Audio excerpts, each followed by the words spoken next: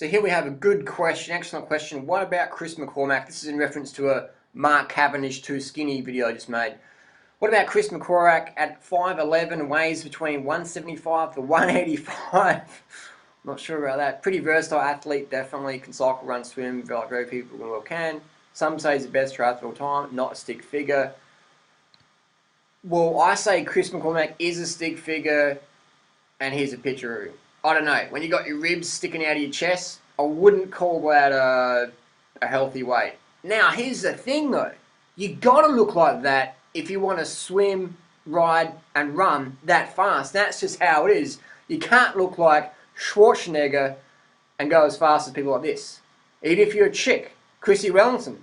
If you run that fast, ride that fast, and swim that fast, you're going to look like that. That's just how it is. There's no way around it. And then you have the Raylet brother guys. You know, all the top triathletes.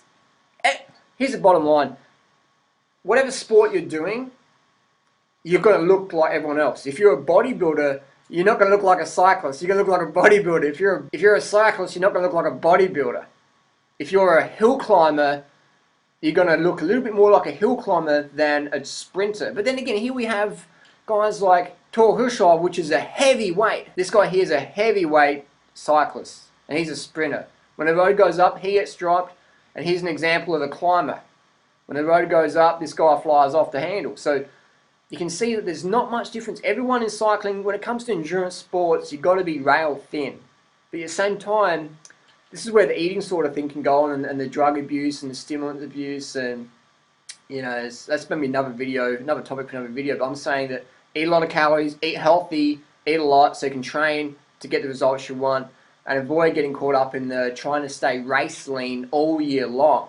I guess that's a good one, is that people try and stay race fit all year long, and it's normally newbies that do that because they don't understand that everyone has their 10-15% weight gain over the year, and not everyone can run that peak level all year long. Maybe it's 4 weeks a year maximum. 4 weeks a year for most top athletes.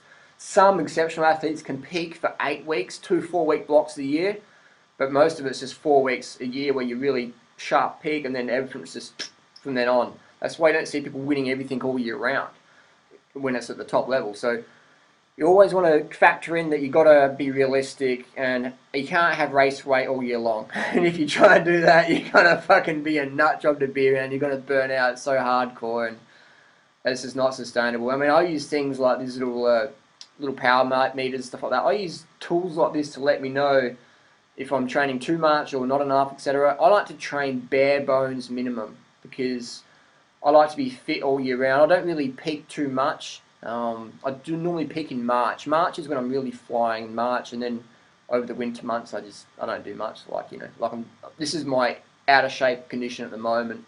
2 or 3 hours a week training.